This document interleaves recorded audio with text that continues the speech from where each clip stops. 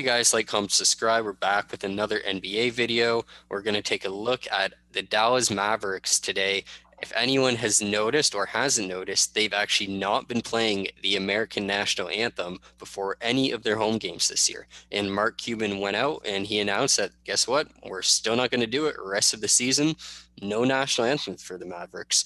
And I mean, I think without saying, we all probably know why. It's obviously kind of to revolt. But at the same time, it's like, does it set a precedent? Are we going to see other teams following this? Does it even matter nowadays? It's just, Well, I think it matters. How else are you supposed to know when the game starts? The game starts after the national anthem. That's how every sport in North America works. No other team has done it. I don't know about you. I didn't notice. I had no idea. well, how'd you know the game started then? That's Oh, got you just there. started playing. Just started playing. There you go. But with that being said, though, like the fact that they've been doing this for already 13 games, they've already had 13 home games between the preseason and regular season, and it hasn't become news. If they were to take a knee on TV, it would become news. If they were to have a hand on the other person's back, it would have become news. It hasn't hit the news yet, and it had to happen in a way where billionaire, big talking head Mark Cuban came out and made a statement about it. And you know what? I liked Mark Cuban.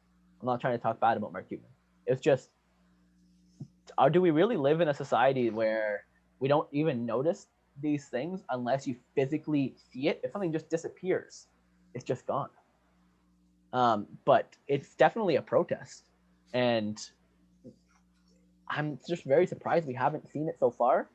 But I can see other teams doing it, especially around the NBA, especially around the reasoning. Now that the reasonings why they're doing it have come out, I don't know if the other leagues would do it. The NFL is obviously over until next year, but we don't know what the long-term effects of this could be. But if the whole NBA does it, this could be a cross-sport thing in North America. Yeah, and I mean, like you said before getting into it more, how much would a guy like Mark Cuban love to be the figurehead of the one who started it all? I mean, just pump his ego up even more if you have to. But again, obviously, jokes aside regarding Cuban, yeah, it goes to him. Like he actually stated, like, hey, like if my players want to take a knee in a respectful way, like absolutely, I support that. I'm proud of them. I condemn them. Everything good in that regard. And you know what? If I could go on the court and take a knee with them, I would join them.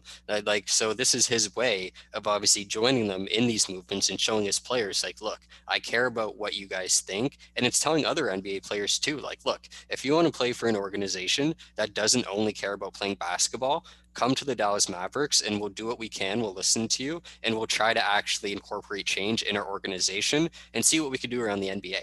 So I think very good on Cuban in that regard. And Dallas has been like that for a while.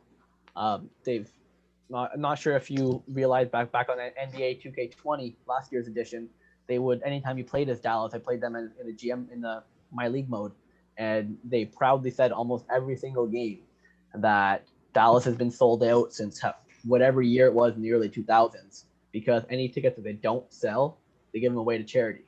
And that's the kind of contributions that Mark Cuban has become known for. As much as he does have a big ego, he's definitely known to help out the community. And this is his way of supporting his guys.